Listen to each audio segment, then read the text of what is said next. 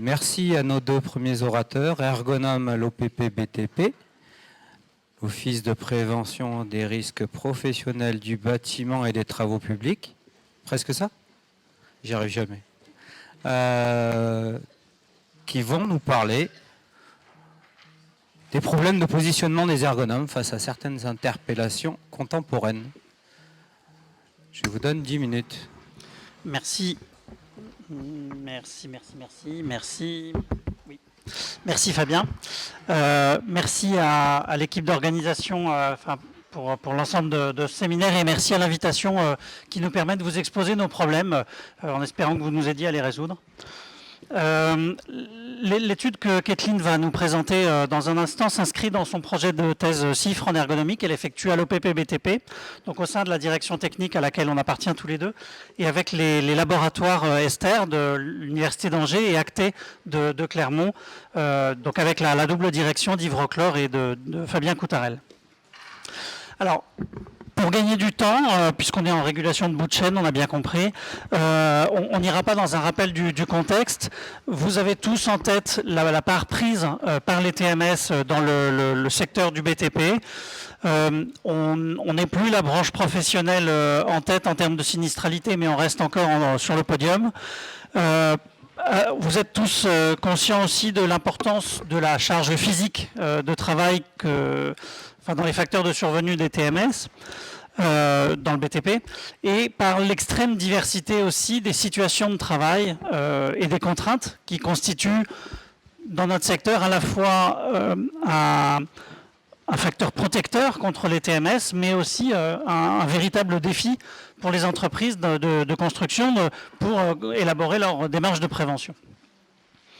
Alors, les études de type baromètre qu'on mène avec les entreprises montrent que la grande majorité des responsables sont conscients de l'impact des TMS, et ça c'est relativement nouveau et on s'en réjouit, de l'impact des TMS à la fois sur le plan santé mais aussi sur le plan performance de leurs entreprises, et du coup ils mettent en place des choses tout en exprimant en même temps une difficulté dans cette mise en place, faute de temps, faute de ressources et faute de compétences disponibles ou de connaissances sur le sujet, et qui les amène dans une difficulté à rentrer dans la complexité parfois de la problématique TMS. Alors sur le terrain, on a un certain nombre de solutions attrayantes pour les entreprises qui sont expérimentées, et en particulier l'organisation notamment de séances d'exercice physique au travail, qui sont poussées par à la fois une pression commerciale et puis en ce moment largement soutenue aussi par les pouvoirs publics.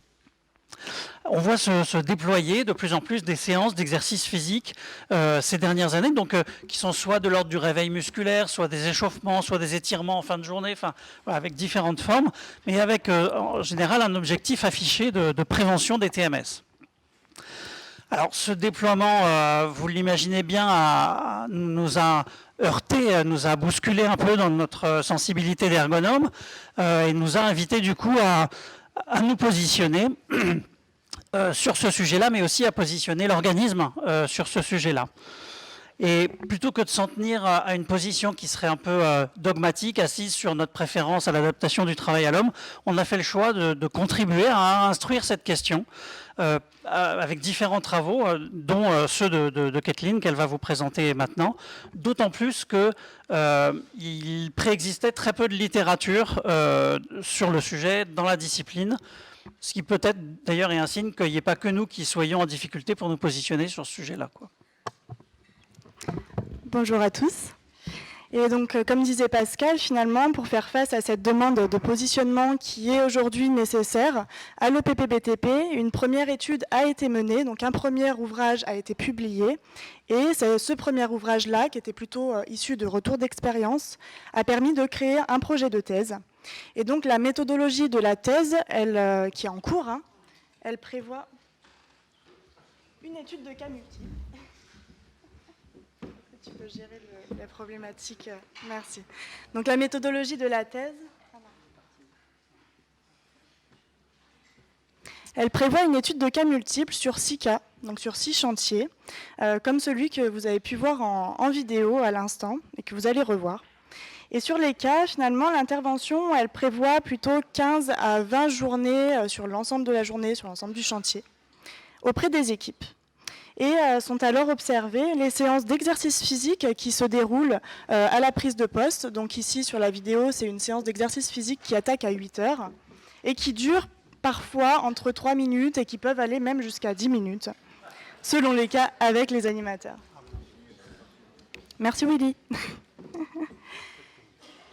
Merci. C'est un peu lourd peut-être.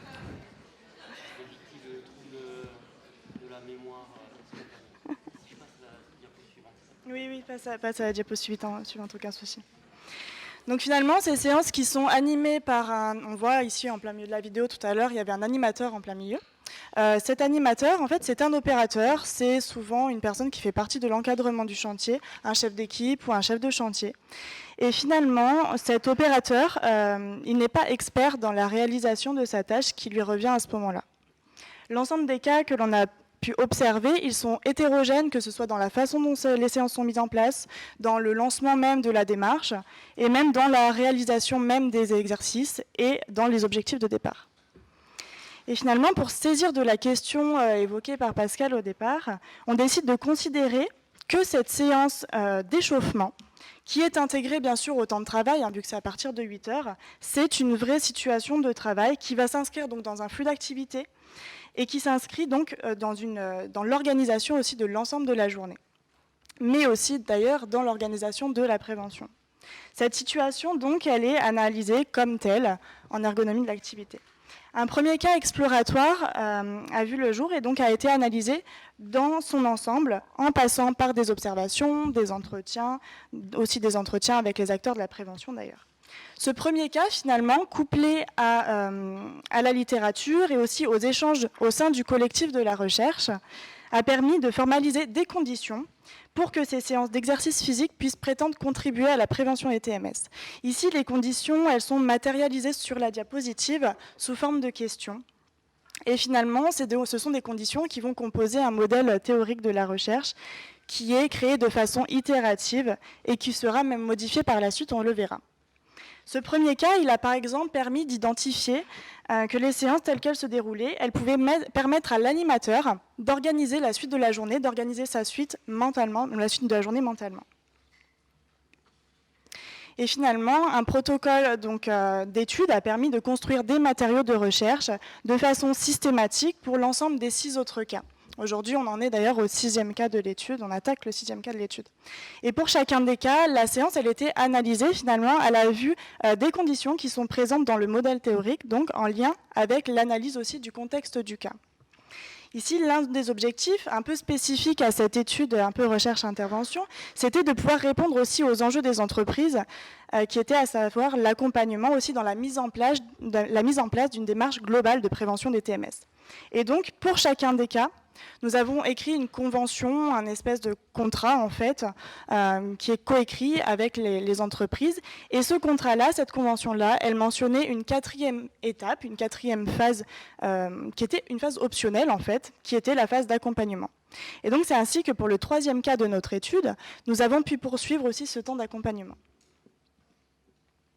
Et donc là, c'est sur un chantier de rénovation, un chantier aussi de gros œuvres, donc réhabilitation lourde, où il y avait toute la démolition de l'intérieur d'un bâtiment, que la restitution de l'étude a eu lieu et a été présentée donc à l'ensemble de l'équipe du chantier.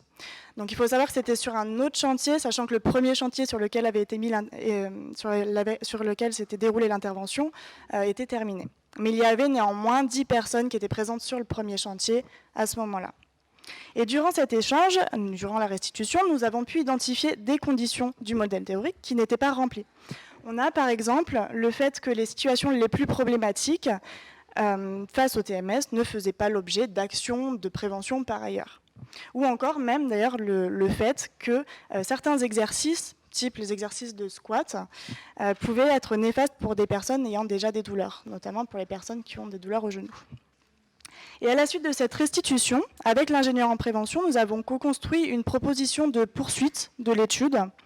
Et donc sur ce cas spécifique, au démarrage de l'intervention, l'objectif visé au départ, c'était plutôt de créer une deuxième version de la séance avec de nouveaux exercices, en plus de quelques poursuites sur des actions de prévention des TMS, avec notamment des actions de sensibilisation. Mais finalement, il s'est apparu qu'il y a eu plus de ressources qui ont été données de la part de l'entreprise. Et ici, le préventeur, lui, avait la possibilité du coup, de pouvoir créer des temps de travail qu'ils ont voulu appeler ateliers de prévention. C'est un terme identifié par le chef de chantier, pour pouvoir travailler sur des situations de travail donc problématiques qui pouvaient être remontées du chantier avec les compagnons. Donc un temps de travail qui serait plutôt à raison d'1 heure toutes les 2 semaines avec, en petits groupes, qui permettrait de réfléchir collectivement à des solutions de type organisationnel et ou technique. Ils n'ont pas encore eu lieu, ces ateliers de prévention. Et donc ici, pour ce cas spécifique, la poursuite prévue sera alors de co-animer des ateliers, déjà pour tenter de concevoir de nouvelles situations d'exercice physique au travail qui rempliraient les conditions issues du modèle théorique, afin de les tester, donc pour un peu pouvoir reboucler la boucle et même pouvoir du coup remodifier le modèle théorique. Tout en participant bien sûr aux ateliers de prévention qui vont être animés par le préventeur. Et donc, au travers de cet exemple, ce que nous voulons vous les illustrer finalement, on peut voir que cette situation de travail permettrait de repenser la prévention dans une approche globale de la prévention des TMS. Les séances d'exercice physique au travail sont mises en place avec ou sans ergonome, on le voit aujourd'hui, et d'ailleurs même plutôt sans, pour l'ensemble des cas, il n'y avait pas d'ergonome pour la mise en place de ces séances. Et donc le fait de considérer ces séances comme des situations de travail à part entière pourrait nous amener d'une part à accompagner la conception du contenu, mais aussi des modalités de ces pratiques, et d'autre part, à saisir cette intervention finalement comme une porte d'entrée et un peu comme une opportunité pour emmener l'entreprise sur un autre terrain, et donc vu vers une démarche un peu plus globale de la prévention des TMS, intégrant ou pas ces séances, afin de pouvoir agir sur l'ensemble des conditions de réalisation du travail. Et ces travaux nous ont bien sûr amené à beaucoup d'autres questions sur lesquelles on aimerait échanger par la suite avec vous. Et normalement, on a tenu le temps. Je vous remercie pour votre attention.